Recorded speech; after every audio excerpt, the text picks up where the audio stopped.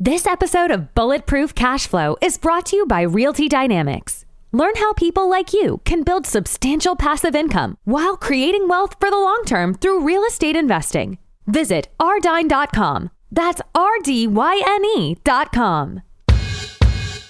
There's nothing riskier than to have one stream of income. And by that, I mean your one active income stream from your job. And everybody thinks that that's the safe way because that's what we've been conditioned to learn growing up is get a really good job and everything's going to be fine. But that's not the case. That's the riskiest thing you can do is just get a job and not have any other streams of income, not have any other investments other than, your retirement account that you can't access without massive penalties. You're stuck and you're at the mercy of someone else and someone else's, power and authority they have over you. Working because you want to, not because you have to, is financial freedom. And we want to help you create that. Welcome to the Bulletproof Cash Flow Show. We're going to teach you how to achieve lifetime financial freedom through real estate investment. Your host is a multifamily syndicator and property developer. He's done deals reaching into the hundreds of millions of dollars. You'll hear from experts in all aspects of real estate investment, finance, development, and management. Everything you need is right here. This is the Bulletproof Cash Flow Show. And this is your host, Augustino Pintus. Hey everyone, it's Augustino. Warren Buffett once said, if you don't find a way to make money while you sleep, you're going to work until you die. Now, the appeal of real estate is that it allows us to get away from this concept. And once you've built a strong enough portfolio, you can live life on your terms. Now, our next guest has done this for himself, and he's done it for many, many others as well. He has closed billions of dollars in real estate transactions as a real estate attorney, as an investor, and as a broker. Now, he is a managing partner of Law Capital Partners. They're a private equity firm focused on multifamily and opportunistic real estate acquisitions. Now, aside from his own equity firm, he is also managing partner of Bradley Law Limited. It's a law firm dedicating to help clients with their real estate needs and protecting their assets as well. Now, additionally, he's the host of Passive Income Attorney Podcast. They educate attorneys and other professionals on how to stop trading their time for money so they can practice what they want to, when they want to, and live life on their own terms. Now, with all that, I'd like to welcome Seth Bradley to the show. Seth, buddy, thanks for coming on, man. Of course, man. Thanks so much for having me on. Yeah, it's going to be awesome. Now, guys, if you like what Seth has to say, you can reach him via the contact page at passiveincomeattorney.com. Okay, Seth, go ahead and tell us a little bit more about your background and like your backstory. How'd you get started in all this? Absolutely, man. I'll take it back a little bit far just because I think it resonates with a lot of folks. I grew up in a blue collar family. My dad is a retired coal miner. My mom's a retired teacher. And, I was just taught, put your head down, work hard, get the best job you can get, go to college, get your degree. If you can go past that, keep going. Higher education is just, the key to life. I had that mindset growing up, and all along I was like, okay, well, what's the best job I can get? School was pretty easy for me. I'm like, okay, I'm going to be a doctor. So I went the med school route. I went to med school for about a year, and I don't know, about 2 weeks before, in the middle of the second year, I literally just got up in the middle of class and left because I just realized that, it wasn't for me. I hated it. I didn't want to do that with the rest of my life. I just kind of got into it because it was easy for me. But I dropped out. And at that point, I was a little bit lost, but I still had that blue collar mindset that, let's get the best job I can get. So in the meantime, I got my MBA. And then I was like, okay, you got to do something else. You got to do, what's the highest education you can get? So like, what's the next best job? Be a lawyer. So I went to law school, did really well there, got the big law firm job, had a high 6-figure earning income, and just, got kind of trapped in the golden handcuffs, bought, a brand new BMW as soon as I could or couldn't afford it, however you want to say it, bought a big house, all that kind of stuff. And then, you start having these kind of thoughts like, is this the only way to go? Am I going to be doing the 9-to-5 till I'm 65?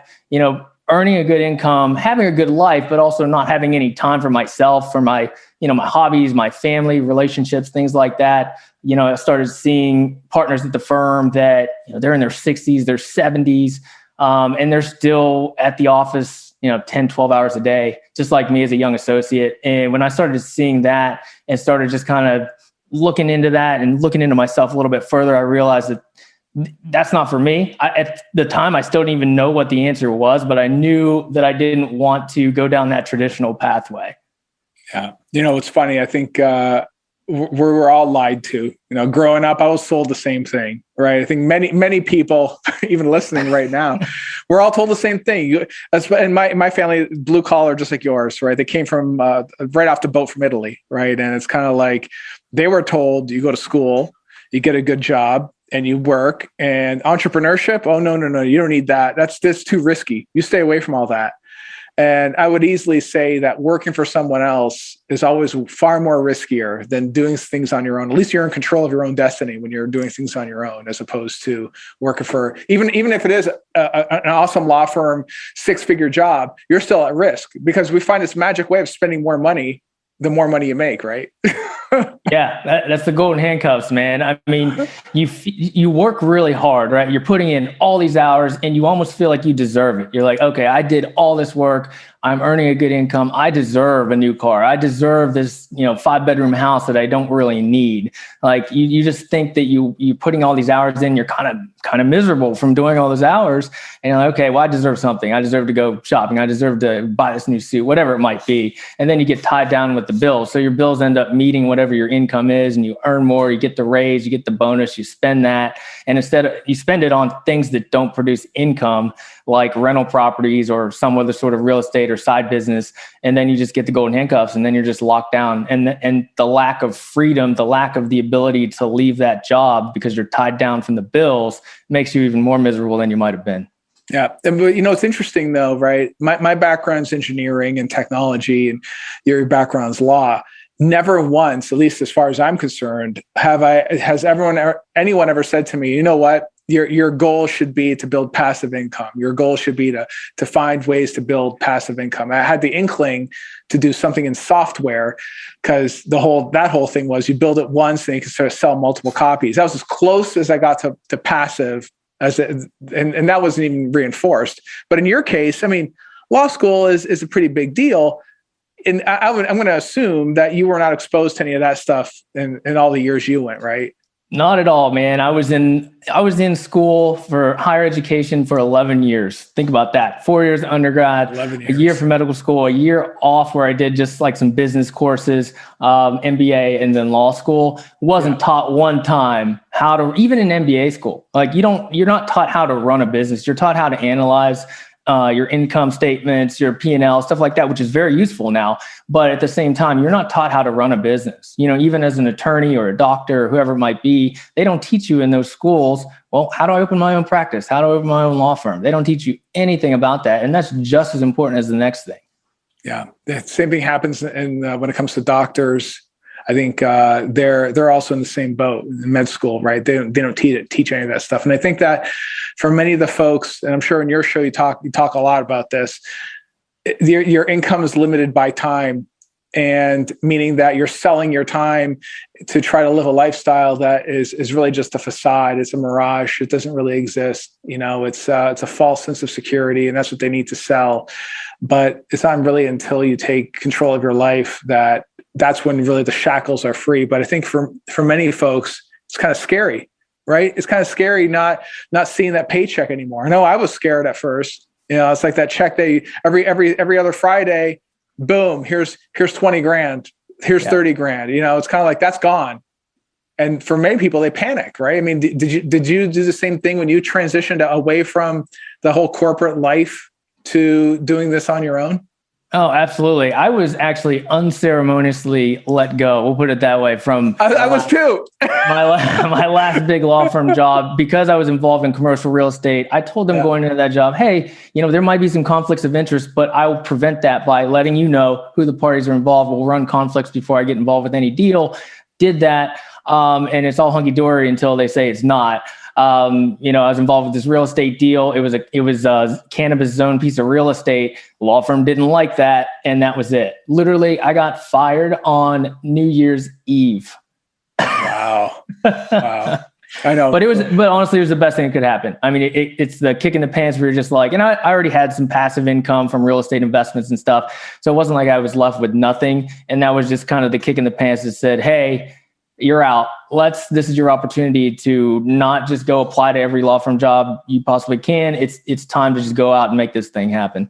That's right. When they hand you that GTFO box, that's when it's time to really, that's take control of your life. And I mean, I was the same way. Like I was a CIO, like running a large enterprise technology. And next thing you know, it's kind of like, okay, well, you know what? We don't need you anymore. We don't like you, and now because a new boss comes in, we don't like you anymore. You're out the door, get out. And it's like, I was at an inflection point. I was in my 40s when that happened. I mean, you're a younger guy. So it's kind of like the last thing you want to do is be someone older. And just like you said, everything's fine till it's not. And a decision is made by the higher ups, whoever that might be. And next thing you know, they're going to make a decision on your life. Yeah. And it's just not cool. It's not cool. Yeah. No one should be living that way. But yeah. There's nothing, I would say there's nothing riskier than to have one stream of income. And by that, I mean, your one active income stream from your job. And everybody thinks that that's the safe way because that's what we've been conditioned to learn growing up is get a really good job and everything's going to be fine. But that's not the case. That's the riskiest thing you can do is just get a job and not have any other streams of income, not have any other investments other than, your retirement account that you can't access without massive penalties. You're stuck and you're at the mercy of someone else and someone else's, power and authority they have over you. Yeah, that's right. That's right. Now, what sort of mindset did you have to shift for that to happen? Because I'll tell you what, I mean, for me, it took a long time to a lot of self-education, a lot of self-reflection to make that shift. How did you do it? Like, was there a bunch of different materials that you exposed yourself to, or was it a person? Like, what was it exactly?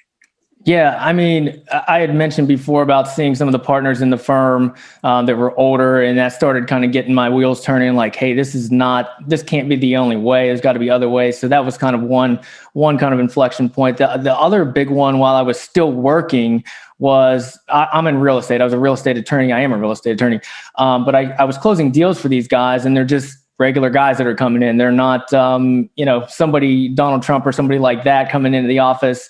They're just regular guys closing these massive deals, closing 20, 50, $100 million deals. And, they're not wildly sophisticated. I'm just like, I'm helping you guys. I'm advising you guys how to close these deals.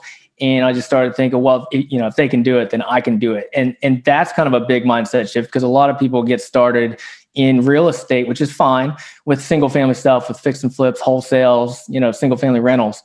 Because I think there's a big mental hurdle there to get over.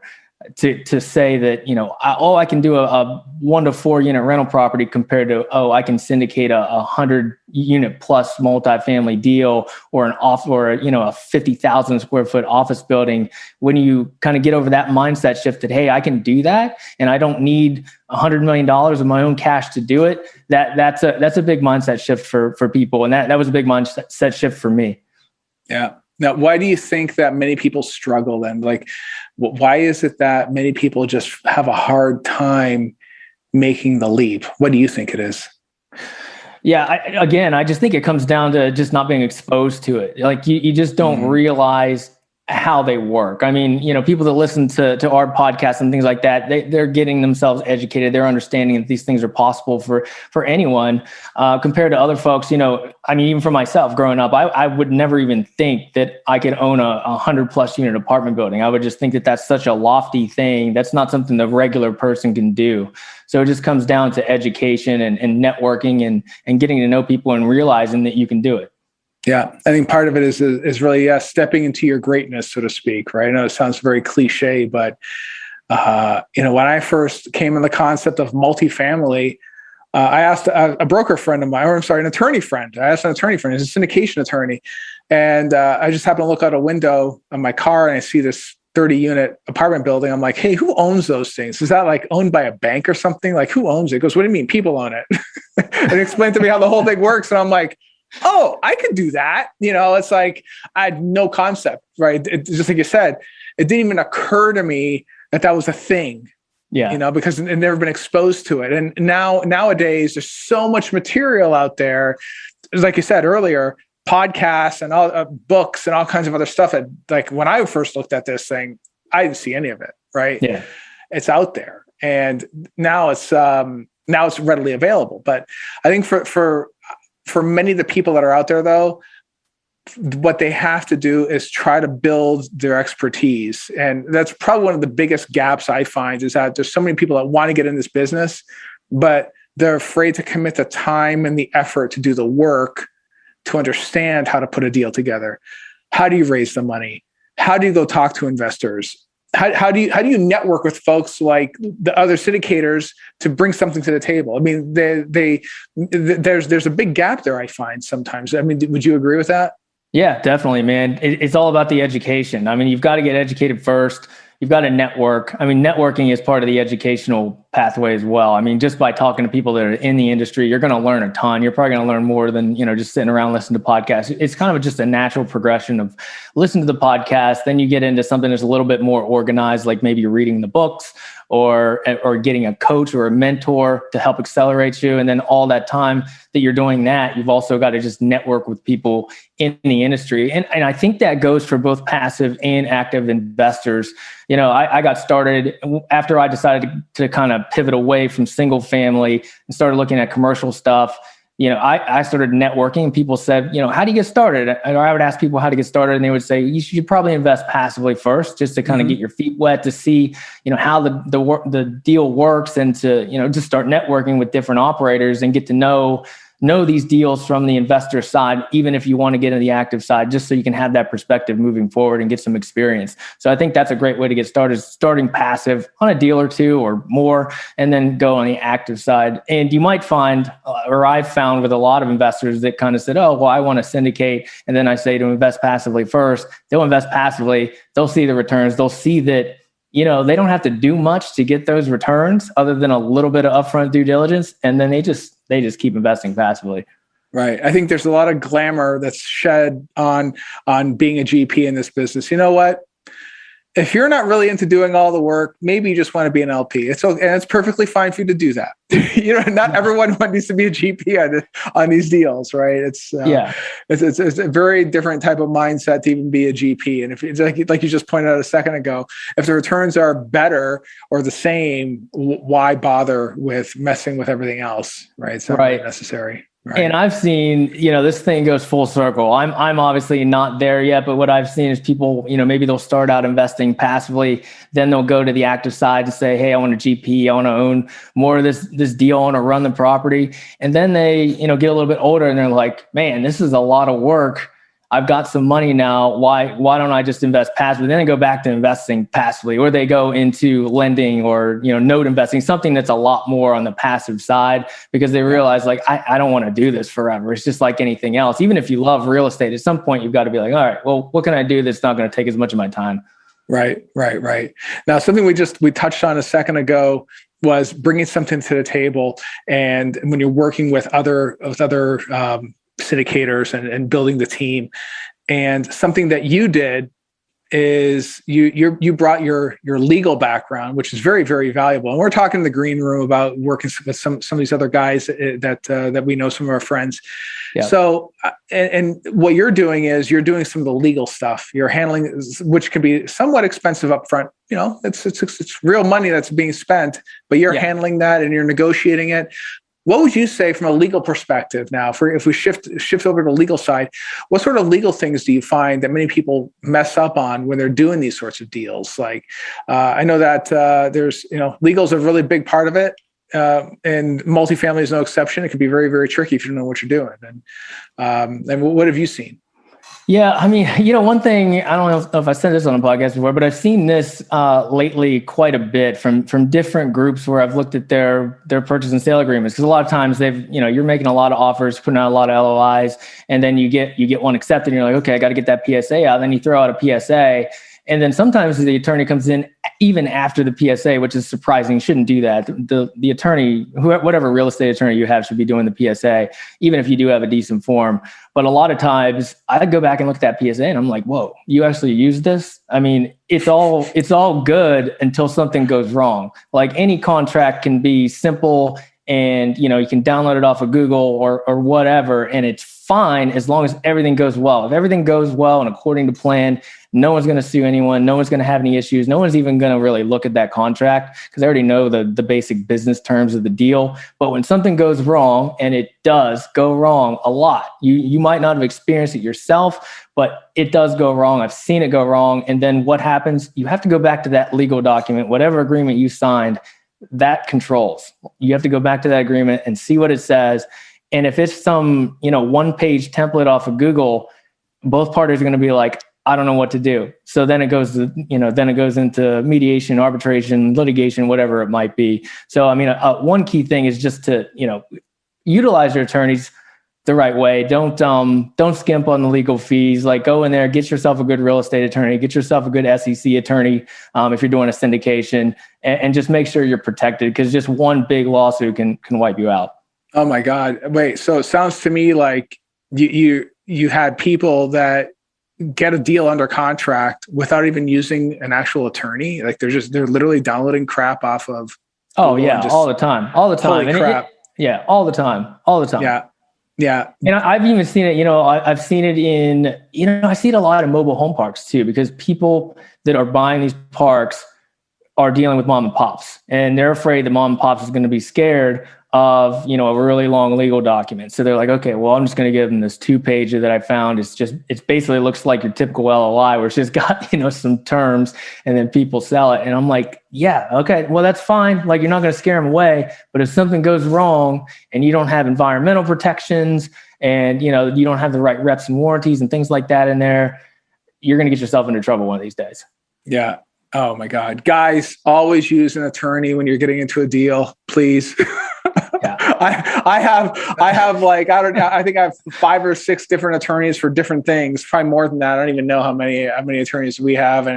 And yes, we always engage an attorney to draft all of our stuff. I talk to at least one attorney every day, including the weekends. always talking to them. I mean, the good thing about it is that, at least as far as I'm concerned anyway, because I do so much business with these folks, that if there's ever a question outside of a specific deal that we may not even have under contract, they always answer the phone. They answer the question. They're actual advisors, right. Which, is invaluable when as you want to scale and grow your business. But I mean, for people that are trying to do it on the cheap, man, I mean, that's the wrong way to do it. That's like you said, it's a very, very expensive mistake. Very expensive mistake. Yeah. Yeah, absolutely. Yeah. And if you work with the same attorney, you find some guys that you like, or find a guy that you like, they'll answer those questions. They'll be your confidant. They'll help you out with, just a random question you might have that comes up on a deal, maybe not one that they're necessarily hired on. I mean, if they know that they're getting all your deals, they're happy to answer that stuff. Yeah, exactly. Now, on the SEC stuff, I know that you do you're setting up all the registrations with the SEC and all that. Do you do that for other clients as well then, or you just do it for your in-house deals only? Really for my in-house deals. I do work for DLA Piper right now, part-time contract from home.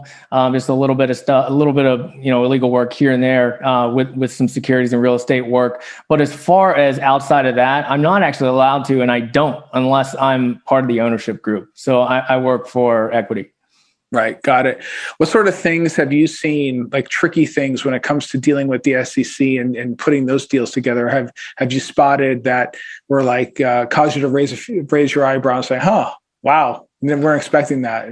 Has that happened to you? Yeah, of course. I mean, if any syndication, I'm not going to say any syndication, but a lot of folks that are raising capital aren't doing it the right way. I mean, to put it bluntly, you can't just raise capital for a deal and not be a broker dealer. I mean, there's, I don't want to go into the intricacies of that. You've probably had that on the show before, but people do that all the time. They get paid on percentages. They're like, hey, you raise $500,000, you get X percentage. You raise $1 million, you get X percentage. That's totally illegal. People do it all the time.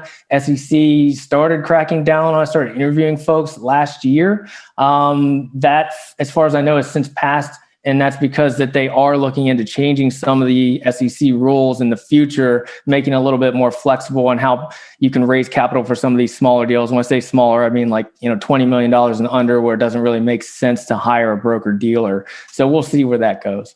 Right. No, that'll be certainly very interesting. Yeah, I've heard of those sort of scenarios as well. Right. It's Yeah, it's not worth messing with the SEC. You're always going to lose.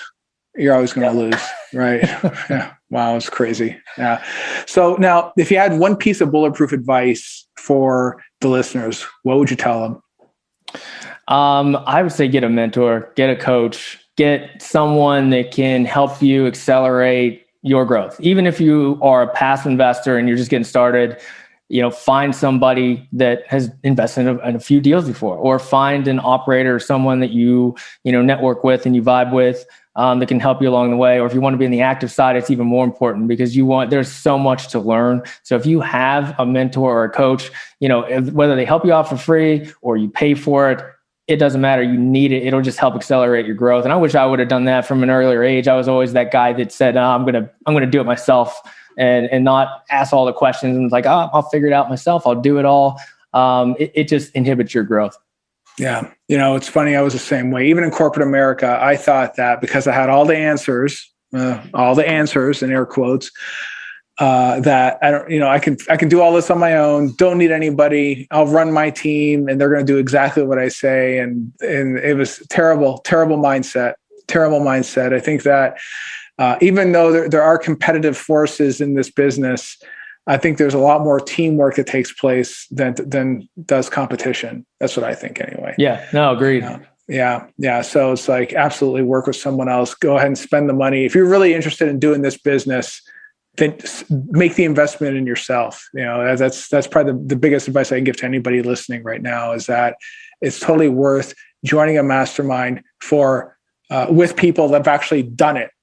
Yep. So do the research. Know how many deals have they done? Yeah. That's all I'm going to say about all that. Yeah. Go ahead. No, you're right. And it's tough. In the commercial space, it's a little less dangerous. I mean, there's definitely a lot of folks out there that, you need to do your background checks on, but, the residential space is where it really gets dicey. I mean, there's some of those guys out there that are selling the courses and the mentorship programs in the single family space and fix and flips wholesales. I'm just like, oh my goodness. Like, yeah. A lot of them out there. So many out there. Yeah. So definitely got to do the research out there, guys. All right. Well, guys, if you want to reach out to Seth, you can reach him via his website at passiveincomeattorney.com. Hope you got some insight and you got inspired a little bit too, right? That, working and selling your time is not the way to wealth. But as you know, from this show anyway, we talk real estate, we talk ways to build that passive income. And that is how you do it. Build that passive income we use multifamily real estate is the best way to do it. Thanks for tuning in, and I'll see you next episode. Take care. You've been listening to the Bulletproof Cash Flow Show. We hope you've enjoyed the show. We know we had fun. Make sure to visit our Apple Podcast page and leave us a 5-star review. We hope you've gotten some useful and practical information from the show. For real estate coaching, events, and resources, head up bulletproofcashflow.com. Till next time.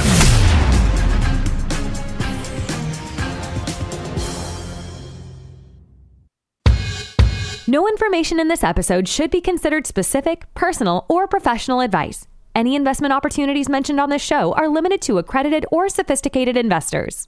Any investments will only be made with proper disclosure and subscription documentation and subject to all applicable laws. Please consult an appropriate tax, legal, real estate, financial, or business professional for individualized advice.